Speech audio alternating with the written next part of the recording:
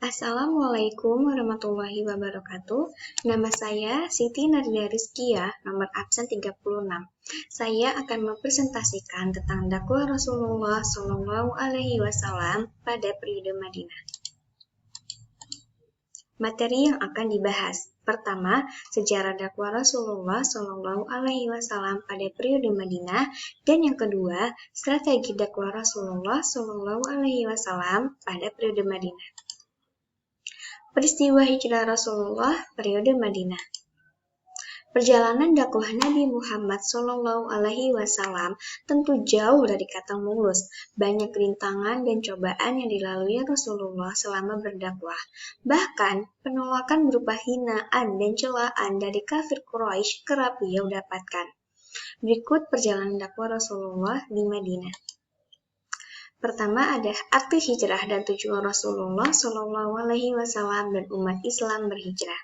Arti hijrah: berpindah dari suatu tempat ke tempat lain untuk mendapatkan ketenangan, menghindari kecaman, kehidupan yang lebih baik, dan kenyamanan dalam beribadah, serta untuk menyuruhkan dakwah, atau meninggalkan semua perbuatan yang dilarang dan dimurkai Allah Subhanahu wa Ta'ala, serta untuk melakukan berbagai perbuatan baik yang diperintahkan Allah Subhanahu wa Ta'ala.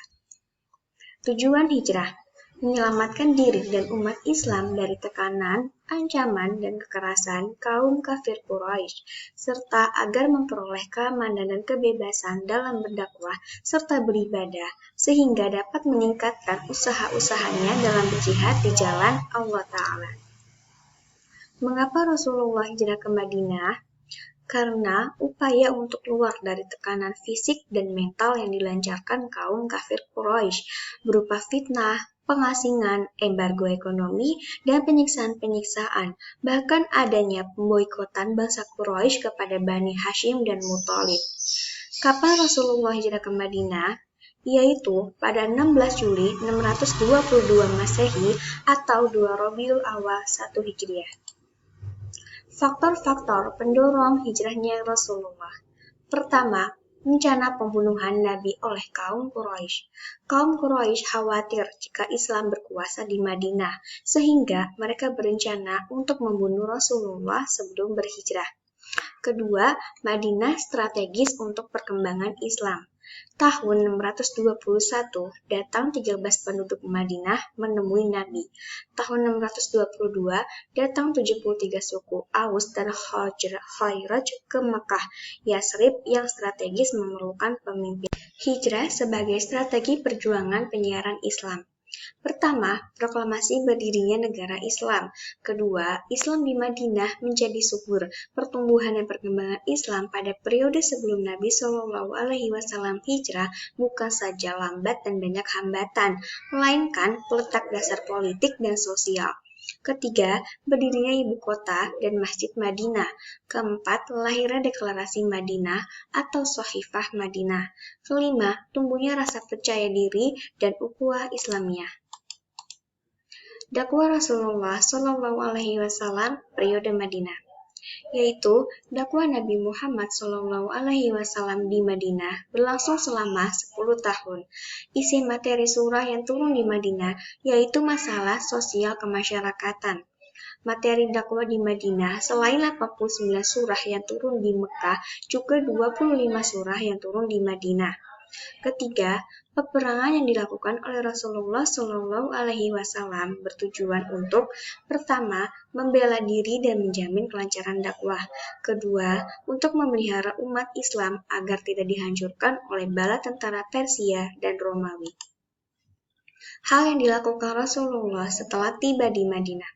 Pertama, menegakkan ukhuwah Islamiyah, yaitu mempersaudarakan kaum muhajirin dan ansor.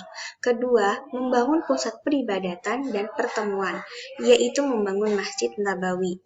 Ketiga, menjalin hubungan persahabatan dengan berbagai pihak, yaitu dengan dibuatnya Piagam Madinah. Adapun isi dari Piagam Madinah adalah sebagai berikut.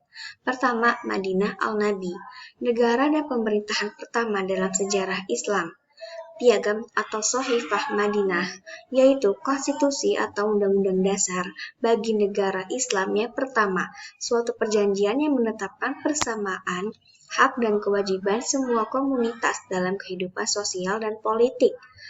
Muatan piagam ini menggambarkan hubungan antara Islam dan ketatanegaraan dan undang-undang yang diletakkan oleh Nabi untuk menata kehidupan masyarakat Madinah yang majemuk. Piagam Madinah merupakan landasan yang mengatur bahwa semua pemeluk Islam, meskipun berasal dari banyak suku, tetapi merupakan satu komunitas. Lalu, hubungan antara sesama anggota komunitas Islam dan antara komunitas Islam dengan komunitas-komunitas lain didasarkan atas prinsip-prinsip persatuan dan persaudaraan, bertetangga baik, saling membantu dalam menghadapi musuh bersama, membela mereka yang teraniaya, saling menasihati, menghormati kebebasan beragama, prinsip persamaan, tolong-menolong, prinsip keadilan, musyawarah, pelaksanaan hukum dan sanksi hukum, serta pertahanan dan perdamaian. Keempat, ada menyusun strategi politik dan kemiliteran. Yang pertama dilakukan adalah mengirim surat mengajak kepada Islam atau dakwah Islam. Jika tidak mau menerima Islam sebagai agama, mestilah patuh dengan hukum Islam di bawah daulah Islam. Kedua, memerangi kabilah yang mengkhianati perjanjian damai bersama kaum muslimin. Ketiga, menjadikan daulah Islamiyah sebagai satu kekuatan yang disegani dan ditakuti lawan. Keempat, memaklumkan perang kepada orang-orang yang menentang dakwah Islam. Ada firman Allah tentang perang. Bismillahirrahmanirrahim. Udzina lilladzina yuqataluna biannahum zulimu wa innallaha ala nasrihim laqadir. Yang artinya, diizinkan berperang kepada orang-orang yang diperangi, karena sesungguhnya mereka dizolimi. Dan sungguh Allah Maha Kuasa menolong mereka itu. Al-Quran Surah Al-Hajj ayat 39. Lanjut, yang kelima, yaitu membentuk berbagai ekspedisi untuk menghimpun kekuatan Islam. Pertama, Hamzah bin Abdul Muthalib membawa 30 orang berpatroli ke pesisir Laut Merah. Kedua, ada Ubaidah bin Haris, yaitu membawa 60 orang menuju Wadi Robiah. Ketiga, ada Sa'ad bin Abi Waqqas ke Hazaz dengan 8 orang muhajirin. Keempat, Nabi dan pasukan ke Abwa, lalu mengikat perjanjian dengan Bani Damrah, ke Buat dengan 200 orang muhajirin dan ansor, serta Usyairiyah. Strategi dakwah Rasulullah pada periode Madinah. Strategi yang dilakukan yaitu, pertama, berdakwah dimulai dari diri sendiri. Kedua, cara atau metode melaksanakan dakwah sesuai dengan petunjuk Allah Ta'ala dalam surah An-Nahl ayat 125. Ketiga, mendirikan dan membina Masjid An-Nabawi.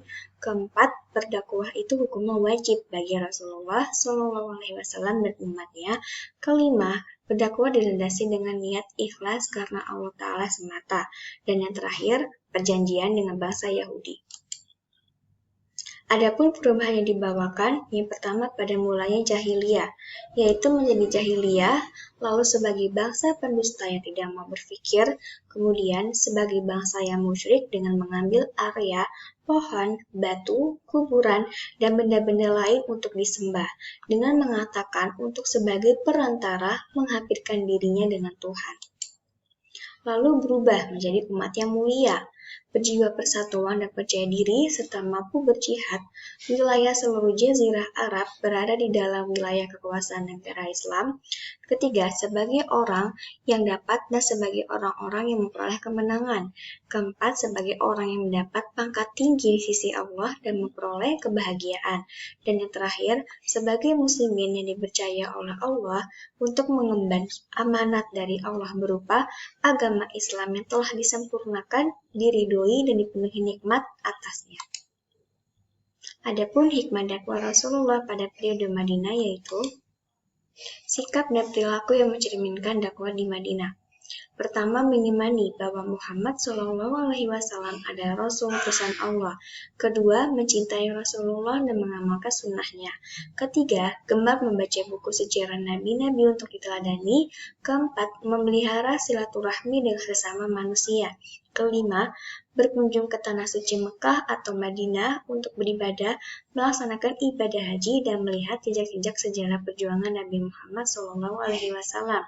Keenam, mempelajari dan memahami Al-Quran dan hadis-hadisnya. Ketujuh, melakukan perencanaan yang matang dan menyusun strategi yang tepat sasaran dalam melakukan segala sesuatu. Kedelapan, menjalin kerjasama yang baik dengan sesama. Dan yang kesembilan, rela berkorban dengan hati ikhlas demi tegaknya Islam. Sekian presentasi dari saya, kurang lebihnya mohon maaf. Wassalamualaikum warahmatullahi wabarakatuh.